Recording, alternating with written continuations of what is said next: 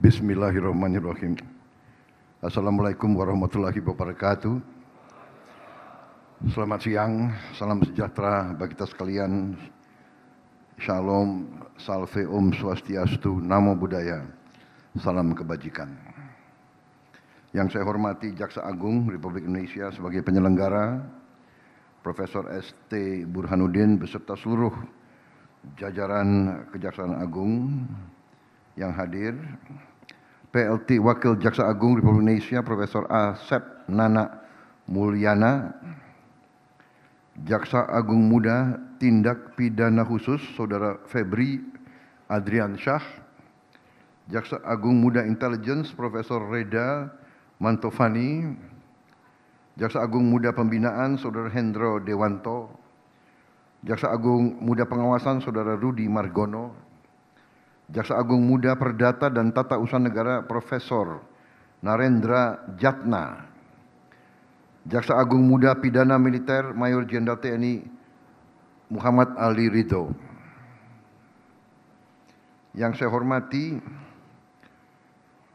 Ketua Komisi 1 Dewan Perwakilan Rakyat RI mewakili pimpinan DPR RI Saudara Utut Adianto Wahyu Widayat,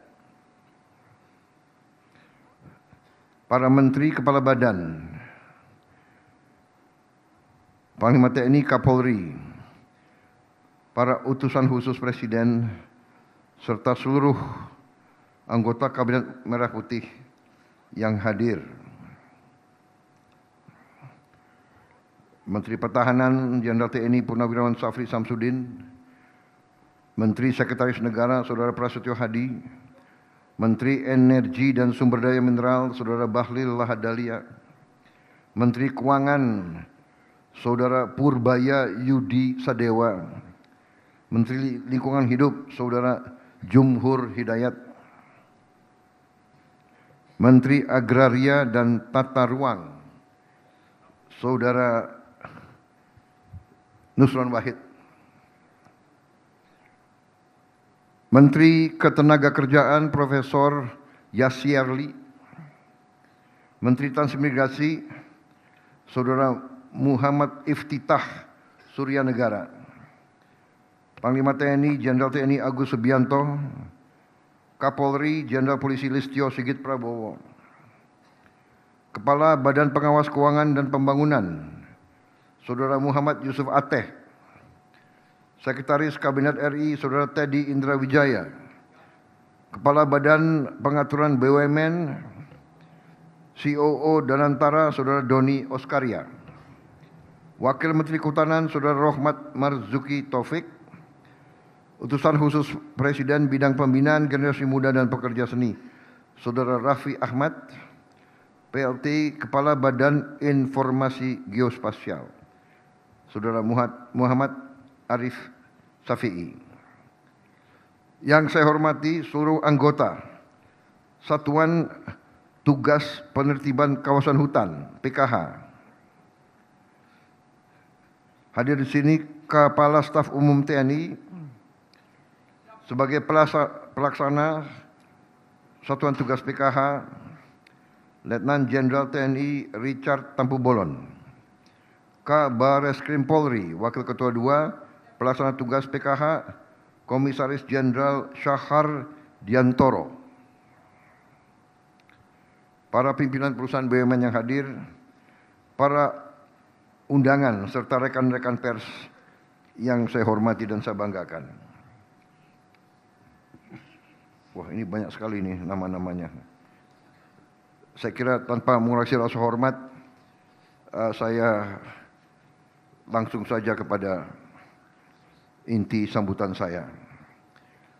Sekali lagi, sebagai insan yang bertakwa, marilah kita tidak henti-hentinya memanjatkan puji syukur kehadirat Allah Subhanahu wa taala, Tuhan Maha Kuasa, Tuhan Maha Besar yang memiliki sekalian alam. Hanya kepadanya lah kita berdoa dan hanya kepadanya lah kita meminta pertolongan.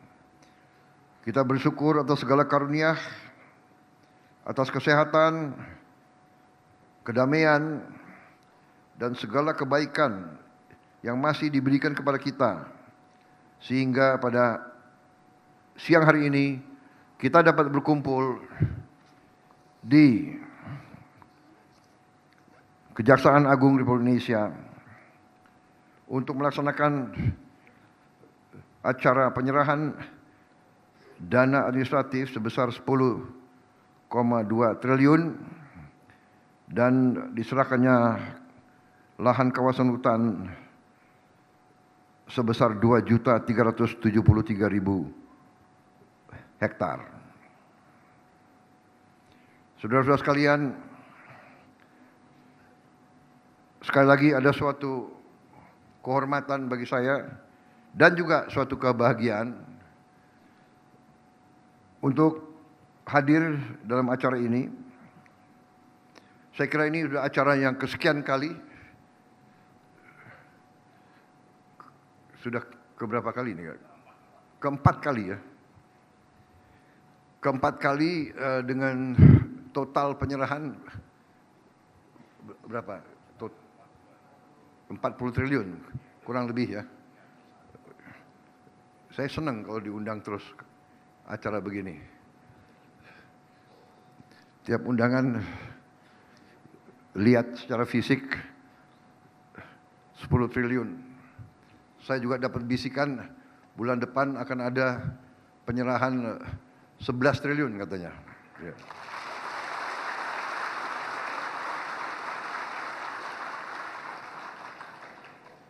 Dan saya juga dapat laporan bahwa juga ada kurang lebih 39 triliun uang-uang yang tidak jelas, para koruptor atau para kriminal itu mungkin entah sudah lari dari Indonesia atau sudah meninggal, uangnya ketinggalan di rekening nggak jelas, ya kan? Mungkin dia banyak istri muda atau piaraan-piaraan, jadi istri-istrinya ahli warisnya nggak tahu bahwa dia punya uang di bank-bank tersebut. Sudah sekian tahun tidak diurus, ya saya katakan kalau sudah sekian tahun tidak diurus dan sudah 1 tahun kita umumkan, nggak ada yang datang, ya sudah pindahin untuk rakyat. Ya, jadi tahun depan bulan depan ini, bukan tahun depan, bulan depan kurang lebih akan ada 49 triliun. Dan saya harus katakan bahwa sekali lagi saya atas nama negara dan bangsa, atas nama pemerintah, atas nama seluruh rakyat Indonesia, saya menyampaikan terima kasih kepada seluruh anggota Satuan Tugas Penertiban Kawasan Hutan. Saya kira saudara-saudara, acara-acara seperti ini jangan kita anggap hanya seremoni atau show, tapi pandangan saya, keyakinan saya, bangsa Indonesia, rakyat Indonesia sudah pada tahap bahwa rakyat kita ingin melihat bukti. Sudah terlalu lama saya merasakan ya, sudah terlalu lama karena saya sendiri juga sudah cukup lama jadi orang Indonesia. Saya merasakan rakyat kita ini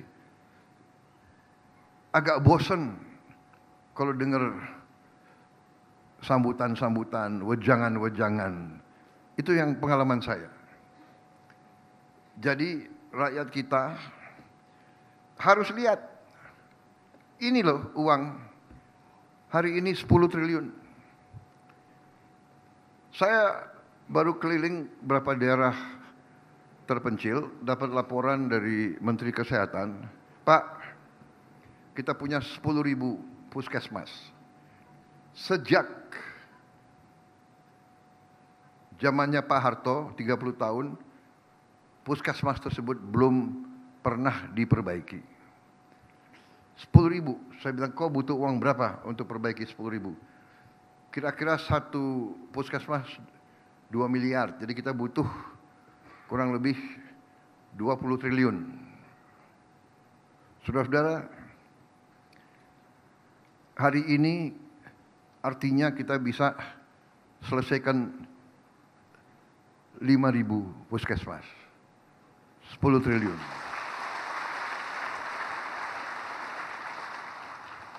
Kalau bulan depan benar yang masuk 10 triliun lagi dari Satgas plus 39 triliun dari PPATK, berarti 49 triliun, berarti semua puskesmas dengan mudah kita perbaiki.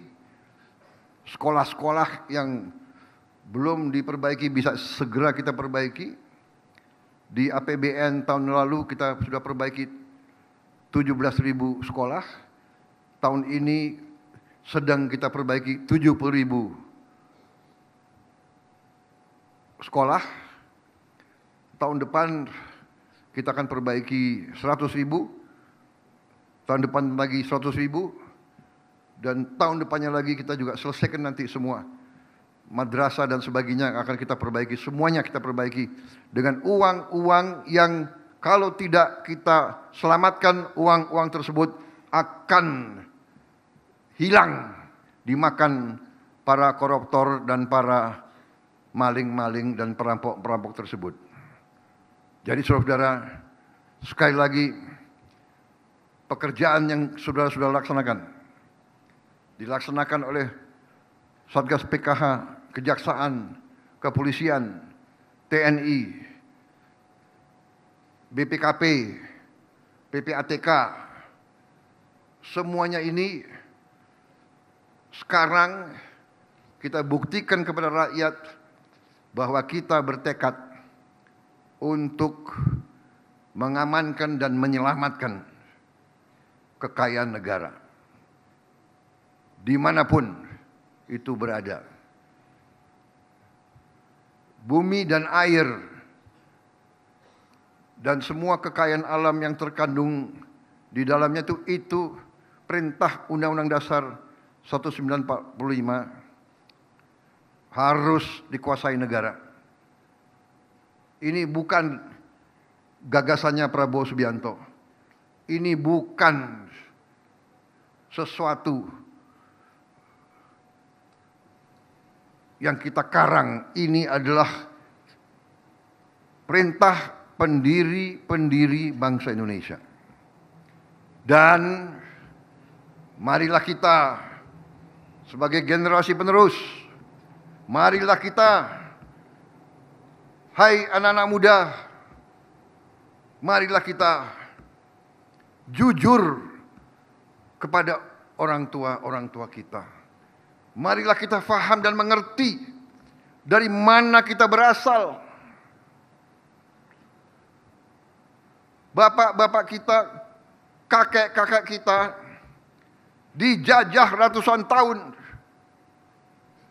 Dihina, ditindas, diperbudak, diperlakukan lebih rendah dari anjing.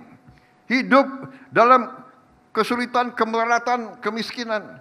Kita tidak mau rakyat kita terus-menerus hidup dalam kemiskinan. Kita tidak mau terus-menerus menderita. Kita harus memperjuangkan supaya mereka hidup dalam keadilan, dalam kesejahteraan.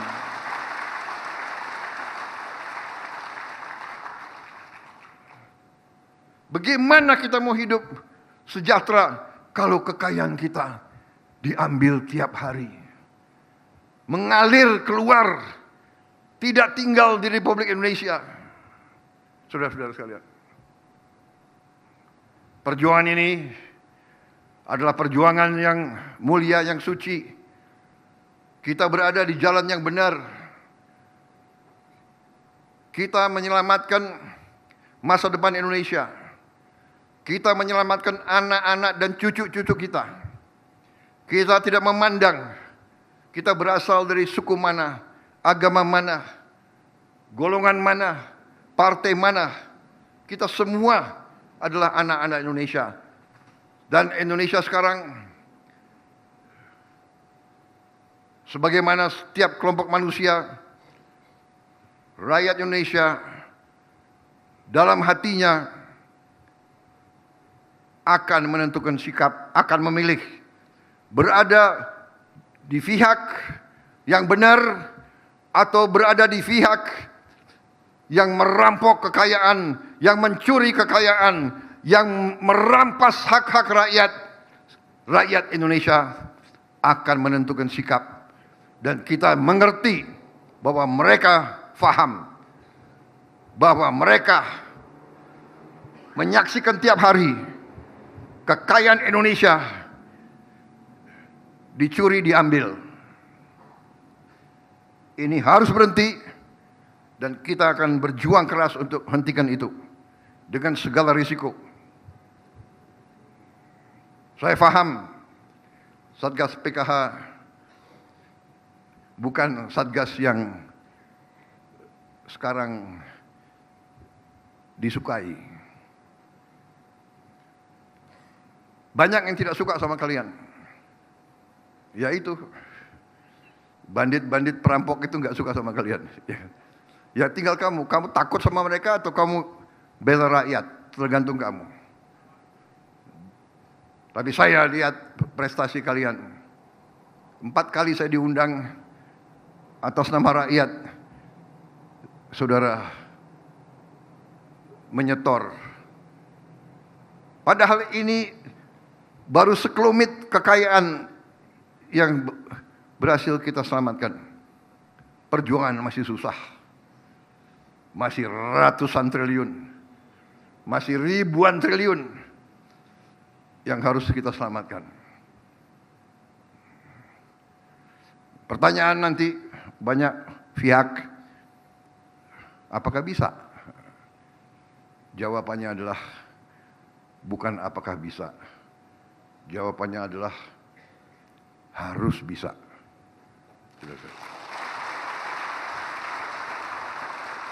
Ini bukan masalah mau tidak mau.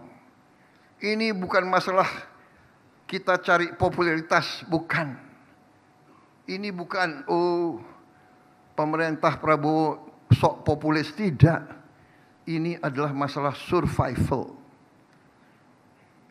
287 juta rakyat Indonesia tidak mungkin hidup baik, hidup sejahtera kalau kekayaannya diambil tiap hari, tiap minggu, tiap bulan. Kelapa sawit kita diekspor, hasil ekspornya tidak ditaruh di Indonesia.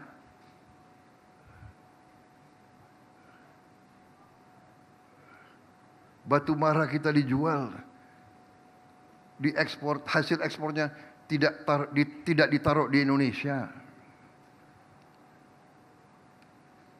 Penjualan timah, penjualan emas, penjualan semua itu datanya ada, faktanya ada. Perjuangannya berat, tapi kita melaksanakan dengan berani dan dengan optimis dan dengan kemajuan. Ya, dengan kemajuan. Saudara-saudara, saya kira saya tidak akan panjang lebar, tapi ini semua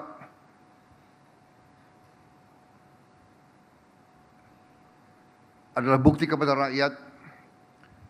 Dan saya kira di hari-hari yang akan datang kita juga akan terus memberi bukti ke rakyat dan akan melaporkan ke rakyat langkah-langkah yang kita ambil. Kita akan ambil langkah-langkah yang tegas. Tadi kita disampaikan bahwa tidak ada pilihan lain. Ya, kita harus tegakkan hukum.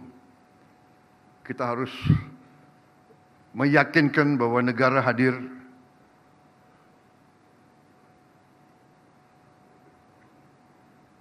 Dan negara hadir dan negara akan hadir terus, dan NKRI akan kuat, NKRI akan bangkit lebih hebat lagi. Itu keyakinan saya.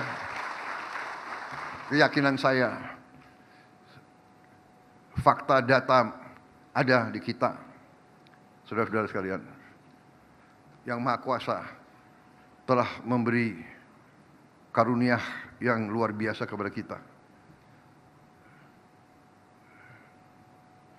Bulan-bulan akan datang, kita akan buktikan ke rakyat sampai tahun depan. Saudara-saudara, saya kira dunia akan kaget bangkitnya bangsa Indonesia.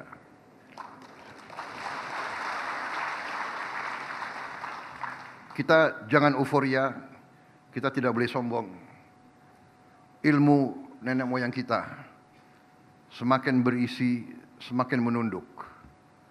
Ya. Jangan takut diancam, jangan takut dihina, jangan takut difitnah. Kita difitnah, kita dihina, kita diejek karena kita ditakuti. Kita ditakuti karena kita menegakkan kebenaran dan keadilan. Saudara-saudara sekalian. Mereka yang membela kebenaran dan keadilan, mereka mulia.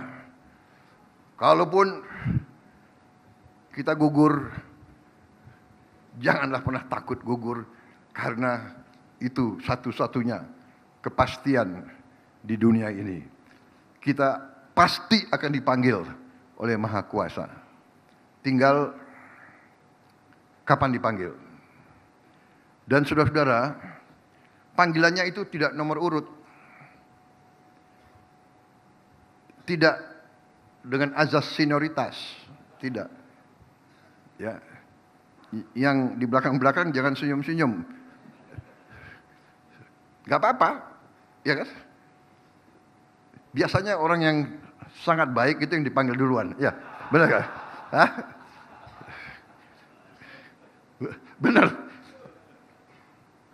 Tapi selama kita masih dikasih nafas, kita akan berjuang di atas kebaikan dan kebenaran. Ini memang tidak gampang. Ini saya paham. Ini mudah diucapkan. Saya paham. Saya mengerti. Jenderal-jenderal, pejabat-pejabat, menteri-menteri, saya tahu. Gaji kalian kecil. Relatif. Tapi dibandingkan rakyat yang paling miskin, saudara-saudara. Ya, jadi jangan lihat ke atas, lihat mereka yang lebih susah dari kalian. Saya harus cerita begini. Karena saya ada suatu kepuasan minggu lalu, Ketua Mahkamah Agung ketemu saya. Dan beliau sampaikan ke saya, beliau habis rapat ketua-ketua Mahkamah Agung se-ASEAN. Kemudian Ketua Mahkamah Agung Malaysia sampaikan ke Ketua Mahkamah Agung Indonesia. Dia sampaikan, Yang Mulia, saya salut sama Indonesia, dia bilang. Pertama kali gaji hakim Indonesia di atas gaji hakim Malaysia.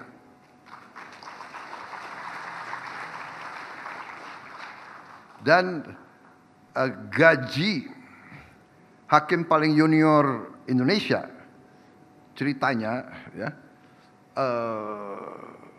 yang paling junior sudah hampir 2 kali gaji hakim paling junior Malaysia. Karena pemerintah yang saya pimpin, salah satu langkah kita pertama adalah menaikin gaji-gaji hakim kita hampir 300%.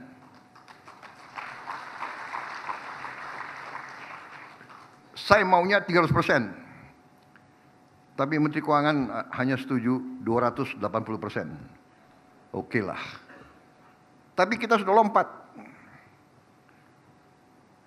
Kemudian Ketua Mahkamah Agung Indonesia, Profesor Sunarto ya, laporkan lagi ke saya, Pak, Ketua Mahkamah Agung Singapura juga sampaikan ke saya, selamat yang mulia,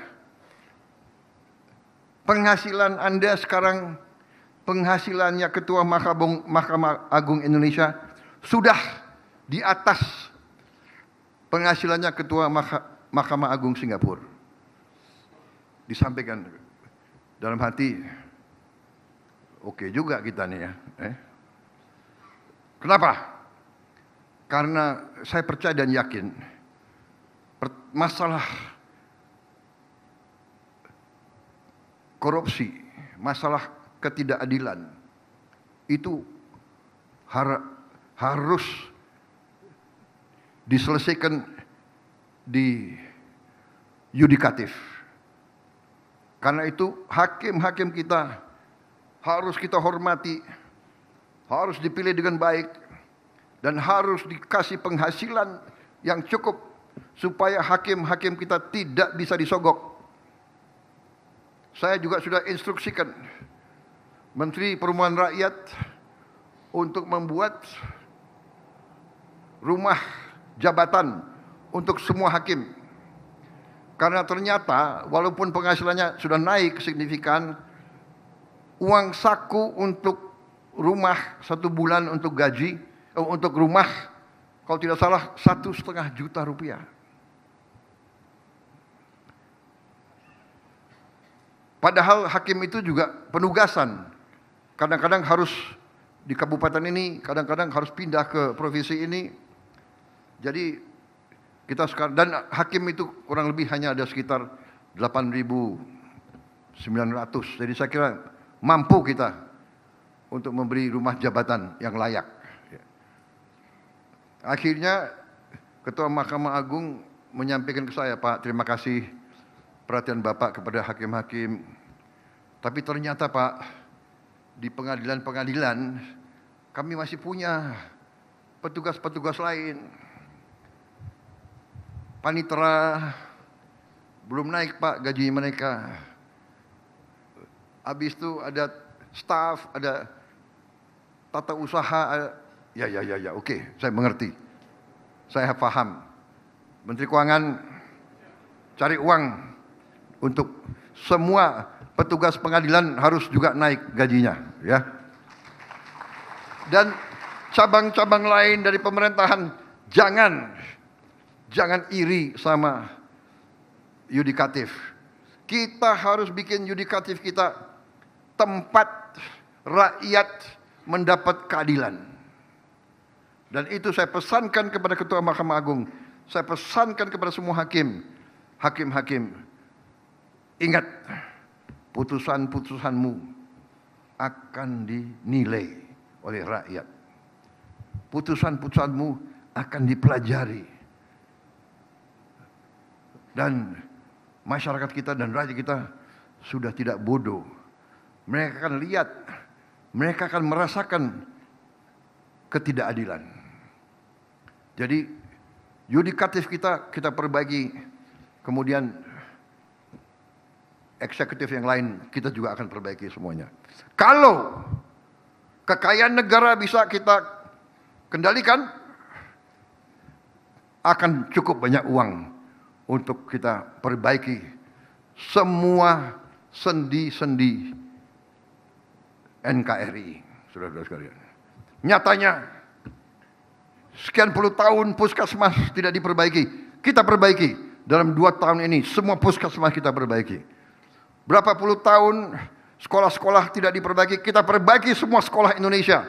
Dalam 3 tahun ini kita perbaiki semuanya. Berarti apa? Uangnya ada. Tinggal alokasi, tinggal jeli, tinggal rajin, tinggal awasi supaya tidak terjadi penipuan, kebohongan, fraud, sudah terlalu pinter upaya-upaya bohong dan menipu. Saya sedih kadang-kadang. Saya monitor Menteri Pertanian keliling, uang yang kita sudah alokasikan, kita sudah gelontorkan untuk benih-benih yang bagus. Mungkin si petugas mengira tidak akan diperiksa, dia cari benih yang tidak bagus. Ini dosa kemanusiaan. Kalau benih tidak bagus, hasil tanaman tidak bagus. Bagaimana kita mau sejahtera? Jadi memang kondisi seperti itu, kalau kita mau menegakkan kebenaran, kadang-kadang kita harus keras. Keras dalam menegakkan disiplin. Saudara-saudara. Saudara-saudara, saya kira cukup. Terus menerus saya koordinasi sama menteri-menteri, ya, dan sedikit demi sedikit kita akan perbaiki. Contoh yang sudah kita putuskan, bahwa suku bunga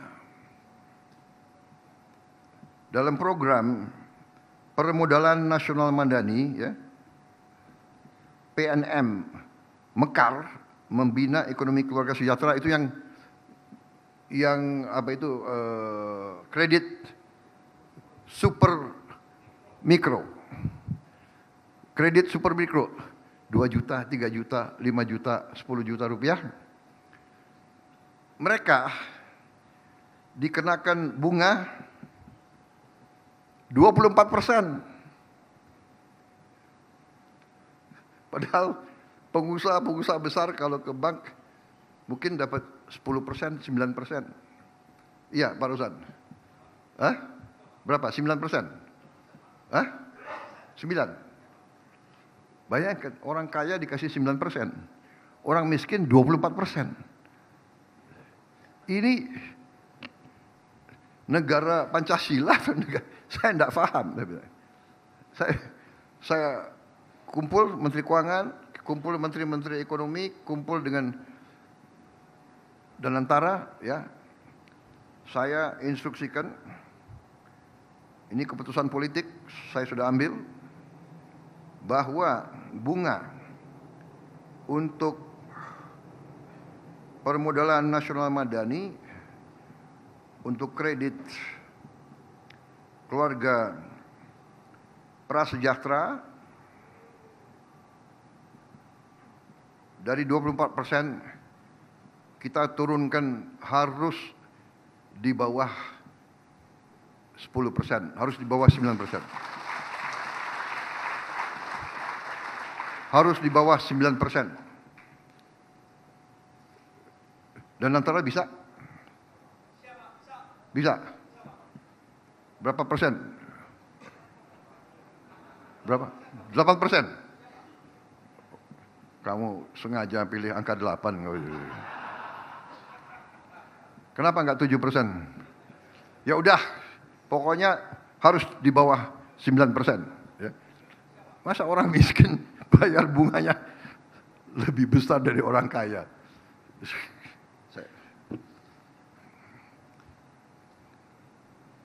Terus menerus kita akan pelajari di mana sistem kita lemah, di mana kekurangan kita perbaiki. Patokan kita adalah Pancasila dan Undang-Undang Dasar 45 dan tidak hanya slogan. Kita mau wujudkan situasi yang sebenarnya. Sekali lagi terima kasih Satgas PKH. Terus berjuang. Terus laksanakan tugas muliamu demi kemakmuran rakyat.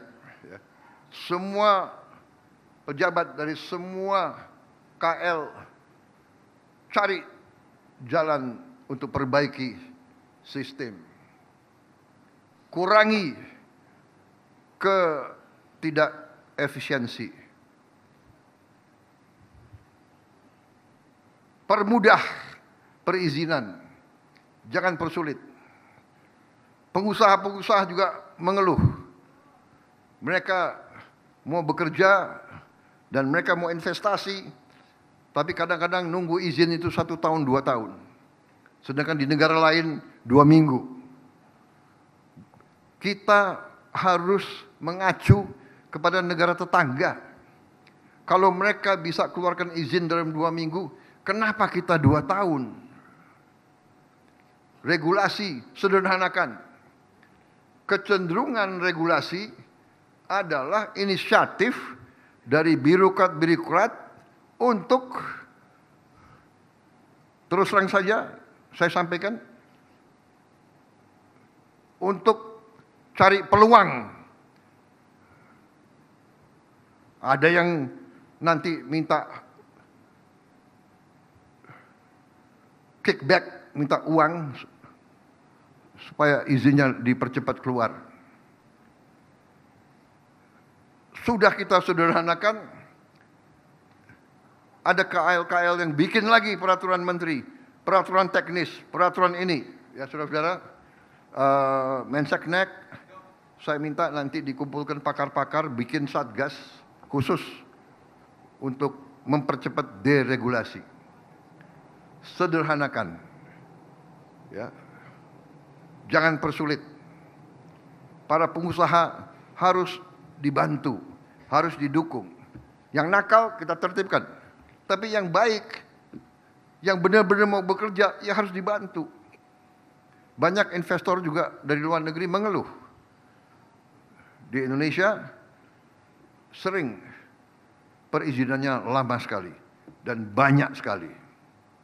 Saudara sekalian, perizinan kadang-kadang ada yang nggak masuk akal, ya kan? Saya monitor ya masalah import, kalau tidak salah gas ya untuk rumah sakit. Dipersoalkan ini itu akhirnya suplai gas kita sangat tipis untuk rumah sakit. Hanya soal izin-izin. Saya kira itu yang ingin saya sampaikan. Selamat berjuang, selamat bekerja, dan sampai jumpa bulan depan.